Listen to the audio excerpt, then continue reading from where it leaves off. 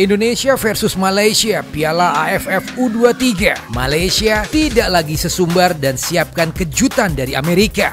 Berada dalam satu grup dengan timnas Indonesia U23 di pentas Piala AFF U23 2022 membuat Malaysia U23 tidak mau banyak sesumbar. Timnas Indonesia U23 merupakan jawara bertahan di ajang ini. Dalam turnamen yang digelar di Kamboja pada Februari mendatang, dua tim lainnya di grup B adalah Myanmar U23 dan Laos U23. Malaysia menjadi unggulan di Piala AFF U23 2022 mengacu pada pencapaian dalam beberapa waktu terakhir. Bersama Vietnam dan Thailand, Harimau Muda menjadi 3 negara Asia Tenggara atau ASEAN yang lolos ke Piala Asia U23 2022.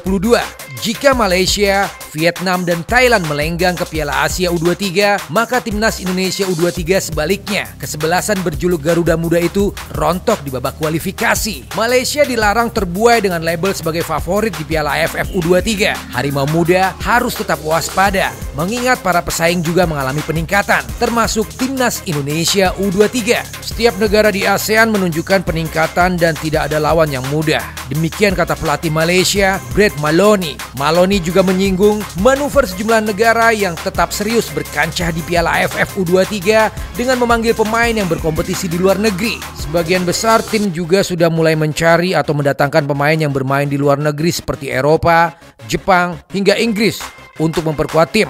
Begitu kata Maloney dari media Malaysia Harian Metro. Malaysia tidak mau ketinggalan dengan fenomena itu dengan menyertai Wan Kusain, gelandang Rio Grande Valley FC dari USL Championship atau kasta kedua Liga Amerika Serikat. Tentu dengan hadirnya pemain dari luar negeri ini bisa memperkuat tim masing-masing dan kami harus fokus di setiap pertandingan. Begitu jelas pelatih asal Australia itu.